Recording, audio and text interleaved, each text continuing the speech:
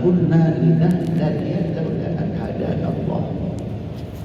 Jadi mudah-mudahan ucapan itu dari dunia kita ucapkan sampai di akhirat kelak Allah masukkan kita ke dalam surga, dan ucapan itulah yang akan keluar dari lisan kita.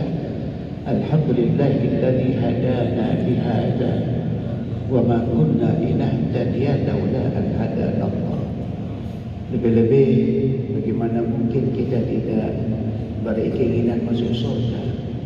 Tadi awal rakaat kedua imam kita tadi melukiskan inna lil muttaqina mafaza hada'iqa wa a'naba wa kawa'iba atraba wa ka'san dihaqa.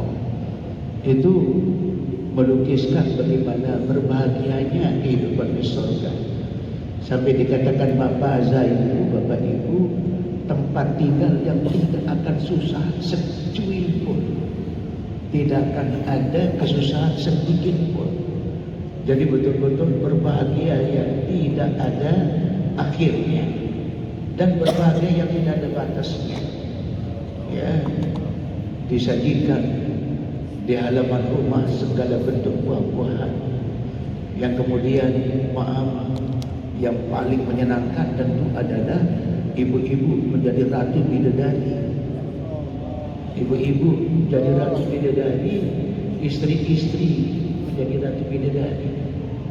Terus kemudian minimal 70 orang yang mendampingi setiap ahli surga berupa bidadari-bidadari yang cantiknya bisa dilukiskan dengan kata-kata.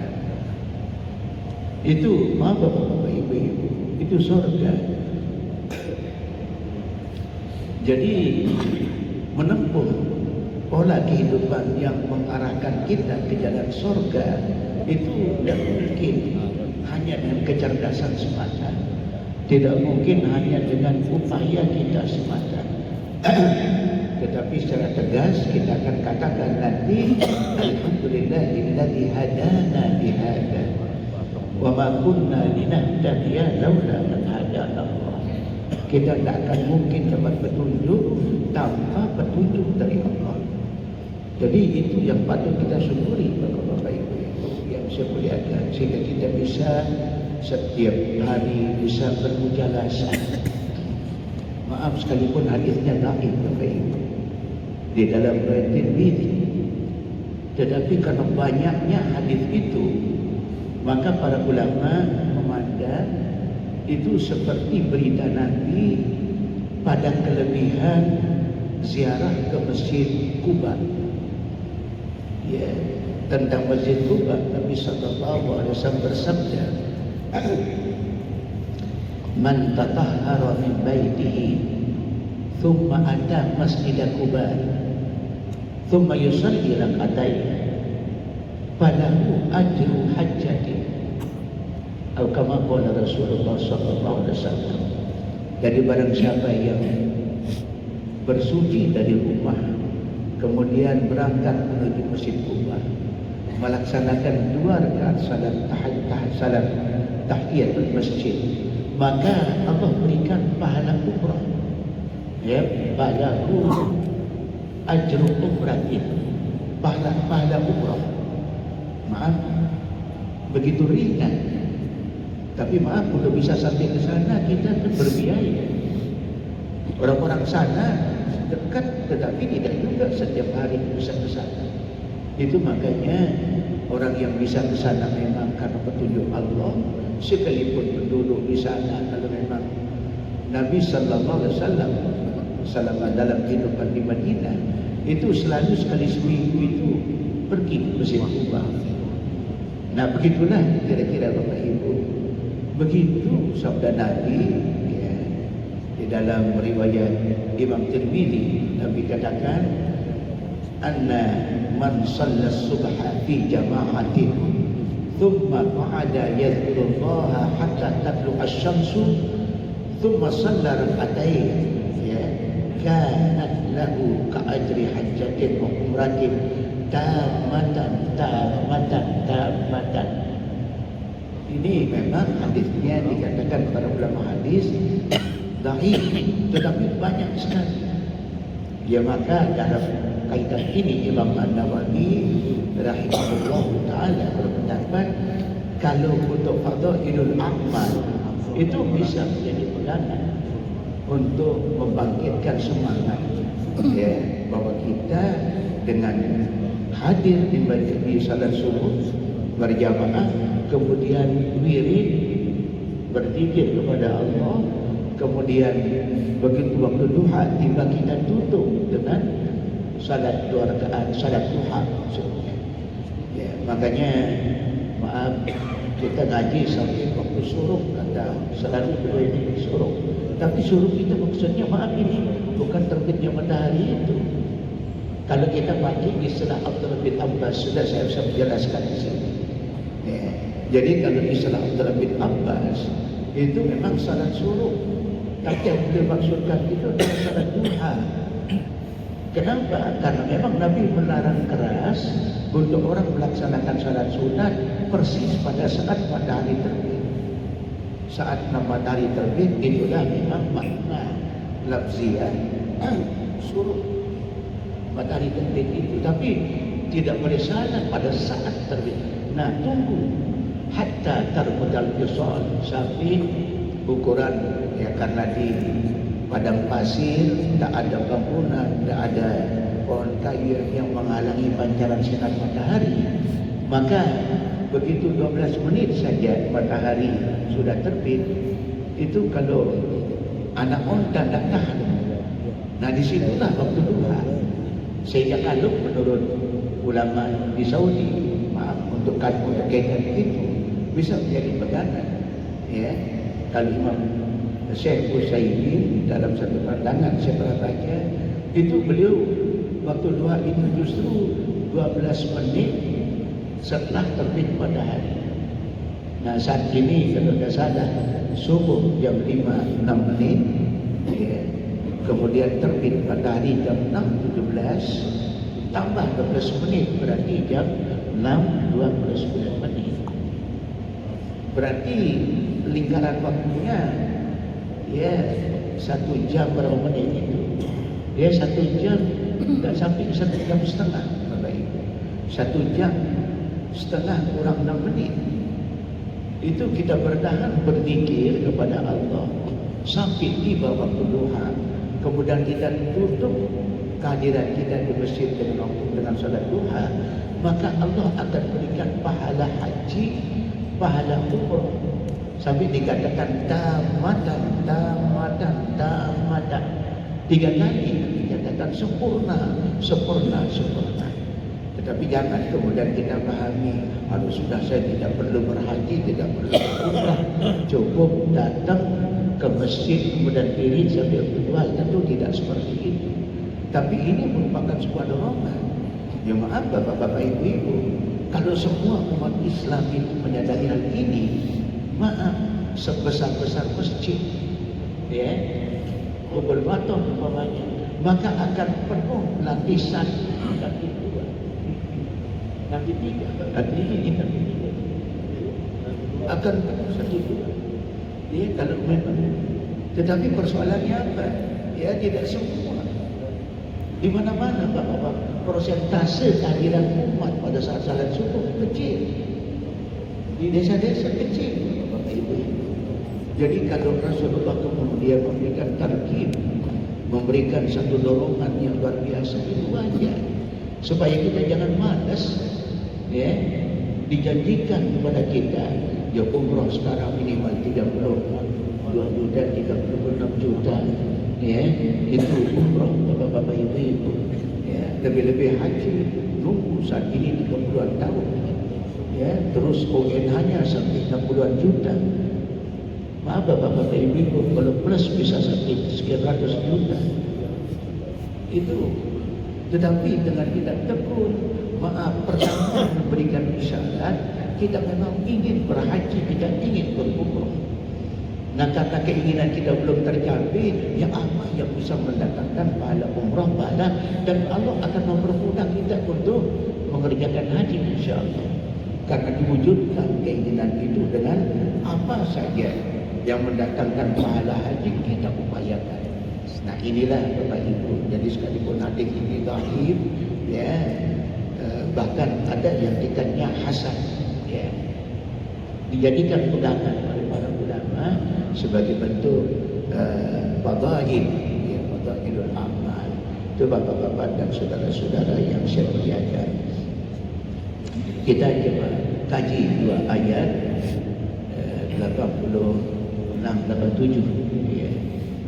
Saya diberitahu 84, 85, tapi tidak apa-apa. Ya, orang yang saya buka ini kitab tafsir, ya, jadi tidak masalah. Allah katakan kepada baginda Nabi, A'udzubillahi minasyaitonir rajim, wa la in syi'na lanadhhabanna billadzi auhayna ilaika thumma la tajidu laka bihi 'alaina wakila. Hai Muhammad, kalau seandainya saya mau, saya bisa hapus dalam ingatanmu wahyu yang aku turunkan kepadamu. Maaf, ini penegasan bahwa betul-betul Quran itu wahyu Allah. Sehingga sesuatu yang didatangkan oleh Allah, yang diturunkan oleh Allah melalui malaikat Jibril kepada baginda Nabi Muhammad SAW. Jadi ini ayat ini menjadi sebuah penjelasan sehingga sebenarnya tidak ada peluang dalam pikiran umat saat ini untuk mengatakan Quran itu adalah kumpulan ucapan Muhammad. Ayat ini Bapak Ibu. Tapi bismillah kita lihat, kita dengar di TV beberapa waktu yang lalu. Bahkan sampai sekarang mudah-mudahan diusut tuntas, ya. Diusut tuntas. Itu secara tegas katakan di dalam khutbah, coba dalam khutbah kita ikuti khutbahnya. Qala Rasulullah sallallahu alaihi wasallam bil Qur'anil Karim. Itu ungkapan khatib di Pondok Pesantren Az-Zaitun itu, bapak-bapak, ibu-ibu. Qala Muhammadun sallallahu alaihi wasallam bil Qur'anil Karim. Nabi Muhammad berkata di dalam Quran. Jadi betul-betul dia yakini bahwa Quran itu kumpulan ucapan Nabi Muhammad. Nah ini yang tidak betul. Di ayat ini secara tegas memberikan sebuah penegasan Bapak-bapak, ibu-ibu, bahwa Quran itu wahyu yang Allah turunkan, ya, melalui malaikat Jibril kepada baginda Nabi. Sehingga maaf, wa idza qara'nahu fattabi' qur'ana la tuharrik lisanaka lita'jala bih fa idza qara'nahu fattabi' qur'ana. Jadi hai Muhammad, jangan kamu tergesa-gesa mengucapkan ayat-ayat yang aku turunkan itu. Kamu dengar, tidak usah ragu tentang hafalanmu. Idza qara'nahu fattabi' qur'ana, ikuti saja bacaan yang akan dituntunkan oleh malaikat Jibril. Itu artinya sekali lagi sebuah penegasan Quran ini memang berasal dari Allah Subhanahu wa taala. Kemudian ayat ini secara tegas, la in syi'na lanadhhabanna billadzi auhayna ilaika. Kalau kami mau, hai Muhammad, kami bisa lenyapkan dalam ingatan, dalam dadamu, dari hati semua apa yang sudah kami wahyukan, kami bisa lenyapkan. Ini sekali lagi menunjukkan bahwa Quran itu total adalah kalam Allah.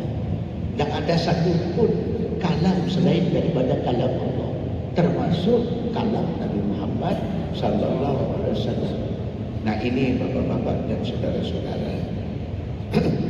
Tsumma la tajidu laka bihi alaina wakila. Kamu tidak akan dapat siapa yang akan menolongmu untuk mengembalikan ingatanmu kalau Allah mau melenyapkan. Oleh sebab itu maaf, melalui proses, makanya syukur kita, anak-anak muda kita banyak hafiz dan hafizah. Syukur kita, imam kita ini hafiz, ya. Syukur kita anak-anak muda kita, Imam Asy-Syafi'i umur 4 tahun sudah hafal Quran, ya. Itu anak kita ini Najah, coba mau dimulai dari mana saja, mau mulai dari ujungnya, ya, yang bisa baca dari pangkalnya, mau dimulai dari mana saja. Itu keistimewaan Quran. Kitab selain Quran tak mungkin bisa dikuasai seperti itu, bapak-bapak, ibu-ibu. Tidak mungkin. Taurat Injil tidak mungkin. Ya, ada yang dikatakan menghafal Taurat, menghafal Injil dulu sekelas Abdullah bin Salam. Tetapi itu tak hanya segelintir orang. Ya, itu dalam beberapa riwayat disampaikan ada. Tetapi untuk Quran, maaf, Al-Aziziyah pesantren melahirkan berapa hafiz tenaga. Ya, beberapa pondok pesantren kita termasuk yang di Nurul Hakim juga melahirkan, kalau tidak salah ya banyak sekali kan. Ya, dari 10 tahun ini adalah barang-barang 30-40 hafiz yang lahir. Jadi banyak sekali, dan ini menjadi penjaga daripada Quran. Maaf, pernah terjadi dari yaj'aluna dirubah menjadi yaj'alun. Kasus beberapa bulan yang lalu. Kata dalam Al-Quran yaj'aluna dirubah menjadi yaj'alun. Itu ribut. Dunia Islam ribut. Ya, bahwa ada upaya untuk merubah Quran. Disitulah jaminan Allah, inna nahnu nazzalna dzikra wa inna lahu lahafizun. Jadi bagaimanapun Quran dijaga oleh Allah. Ya, sampai-sampai tidak ada seorang pun yang mampu membuat satu ayat pun yang sama dengan Quran. Atau juga tidak ada seorang pun yang mampu memalsukan Quran akan terbongkar. Nah ini bapak-bapak. Jadi Allah jaga. Tetapi kalau Allah mau, tidak.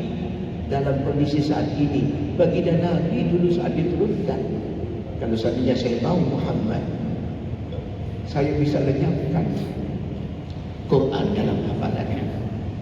Nah ini bapak-bapak, ibu-ibu. Tapi kemudian ada pengembangan penafsiran yang disampaikan oleh para ulama, yang ini patut menjadi bahan renungan. Ke depan, kata ulama ini, jangan dilihat kalau Quran secara tekstual, Quran seperti yang ditafsirkan oleh para ulama mutaqaddimin, itu insya Allah akan kekal. Tetapi dalam pemahaman umat ke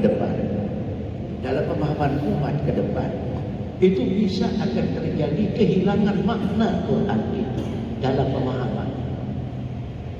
Saya pernah sampaikan dalam kesempatan yang baik di sini, ya, pada saat Rasulullah katakan, Rabbi inna qaumi ittakhadzul Quran mahjura. Ya Allah, Tuhanku, kaumku menjadikan Quran sebagai sesuatu yang diabaikan, sesuatu yang ditinggalkan begitu saja. Ulama dalam menafsirkan mahjura, pertama katakan, ya, hajru tilawati. Tidak sedikit umat yang tidak pernah peduli membaca Quran. Ya maaf Bapak Ibu, ya, ribuan orang membaca, tapi ratusan ribu tidak pernah membaca. Ini jadi itulah, kalau dulu di zaman Nabi yang dimaksudkan itu adalah kalangan kufar yang memang anti Quran. Tapi ke depan kata para ulama, itu akan terjadi di tengah-tengah umat ini, ya, yakni hajru tilawati, mengabaikan membaca Quran. Sehingga selalu mari kita saling ajak Bapak Ibu, tidak sekedar para hafiz kita yang terus-menerus membaca, tapi kita juga, ya, minimal maaf Bapak-bapak, Ibu-ibu, kalau kita bisa luangkan waktu 1 halaman saja, itu bisa dihitung, ya, berapa ratus hari bisa selesai satu mushaf yang 30 juz itu, ya. Atau satu lembar sehari Bapak Ibu, 1 halaman, 1 lembar sehari berarti 1 juz 9 hari, 9 lembar 9. Nah kalau 30 juz, maaf, 30 kali 9, setahun itu selesai Bapak Ibu untuk membacanya. Ini kalau kita mau terus menerus, dan pahalanya luar biasa. Ulama sepakat afdalul dzikri wal Quran, sehingga la ilaha illallah menjadi afdalul dzikri karena ada di dalam Al-Quran. Nah ini bapak-bapak, ibu-ibu, sehingga wirid Al-Quran, maaf, Sampai orang memperbincangkan para ulama pada saat orang sahih yang panjang, ya, 400 kali tidak sesuai dengan ramainya saat salat berjamaah. Itu bagian dari bukti hadis ini.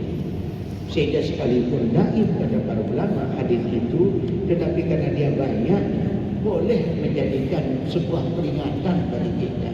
Jangan sampai terjadi pada diri kita, la yaqta minal Islam illa ismu, wala minal Quran illa harfu, atau illa rasmu.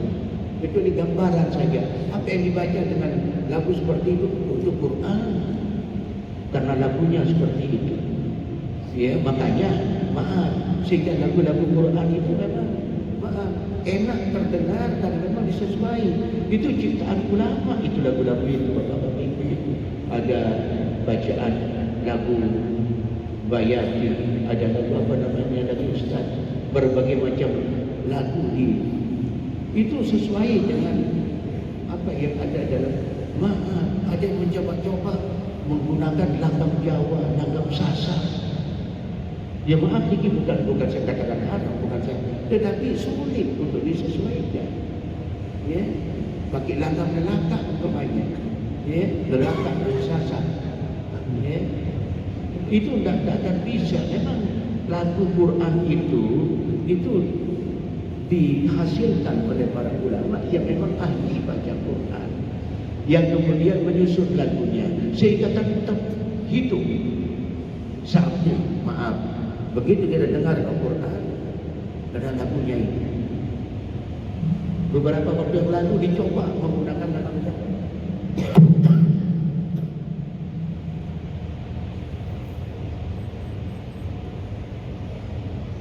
Ternyata sepi lagi, tidak ada lagi.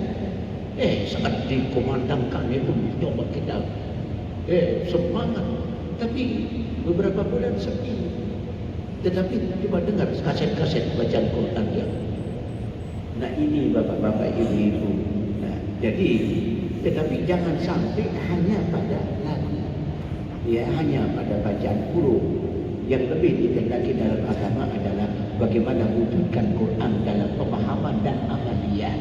Nah ini bapak-bapak, ibu-ibu, sehingga sama hadis-hadis itu dengan apa yang dikatakan oleh baginda Nabi, bada'al Islamu ghariban wa sayaudu ghariban kama bada'a. Islam ini akan datang dalam keadaan asing, akan kembali asing seperti semula. Ya, dalam perilaku bapak-bapak, ibu-ibu yang saya muliakan, illa rahmatan min rabbika inna fadlahu kana 'alaika kabira. Ya, buktinya bapak-bapak, ibu-ibu, begitu seorang kiai pimpinan pesantren di Jawa Barat katakan Quran sebagai kumpulan ungkapan kata Muhammad, ribut kan Indonesia. Tidak ada ulama diam. Maaf bapak ibu-ibu, lebih-lebih yang dekat majelis ulama berpendapat, sekian banyak tokoh bersuara, dan bahkan kemudian terbongkar berbagai macam ajaran-ajarannya yang menyimpang dari Quran. Ya, saat ini kan sedang dalam tersangka, tidak sekedar. Nah ini bapak-bapak, dan ini apa? Ini bukti bahwa Quran itu dilindungi oleh Allah. Ya, itulah illa rahmatan min rabbika, rahmat dari Tuhan.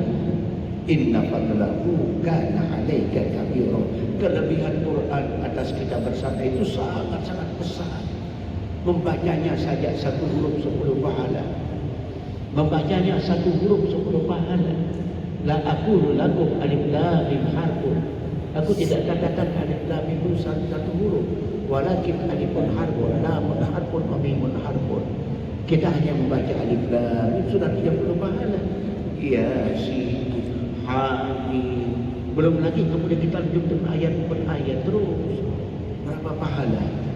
Belum lagi maaf, ya, di hari kiamat kelak.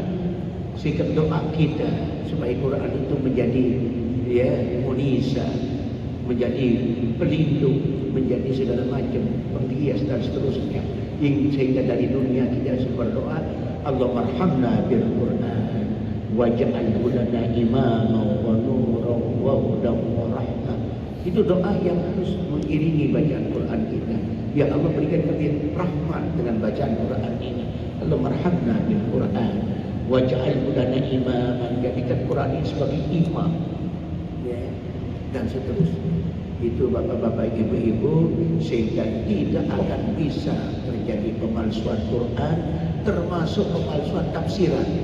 Maaf, pada tataran ulama-ulama mufassir terjadi perbedaan, tapi perbedaan itu tetap dalam lingkup mencari, menggali kebenaran Quran, dan tetap mengacu kepada tafsir mutaqaddimin. Itu adalah tafsir baginda Rasul, tafsir sahabat, tafsir tabi'in. Sebab apa? Itulah pemikiran yang orisinil, yang murni, ya, khairul qurun qarni. Ya, sekarang ada yang coba-coba mentafsirkan ayat dengan semaunya, yang tetap cepat terbongkar dan tidak akan ada orang yang mengikuti. Tapi kalau ulama-ulama terdahulu ada penafsiran yang berbeda, itu punya sumber, itu yang berbeda. Saudara-saudara, tidak hanya semata-mata rasio, sehingga kalau semata-mata rasio itu justru tidak dibenarkan. Sampai ada sebuah riwayat, Bapak Ibu, mampassara Al-Quran bira'yin fa'asaba faqad akhta. Jadi maksudnya itu jangan semata-mata mengandalkan akal. Anda mampu secara rasio, secara akal menafsirkan Quran, tapi lantaskan lagi dengan ma'thur, dengan akal, dengan pandangan-pandangan para alim ulama terdahulu. Nah ini Bapak Ibu, alhamdulillah kita sudah selesaikan dua ayat ini dan ya, alhamdulillah, mudah-mudahan Allah berikan seperti janji Nabi sekalipun dalam hadis yang lain, Allah berikan kepada kita pahala kayak kita berhaji tamatan pahala yang sempurna. Semoga demikian. Wallahu ta'ala a'lam bissawab. Saya kira langsung doa. A'udzu billahi minasyaitonir rajim.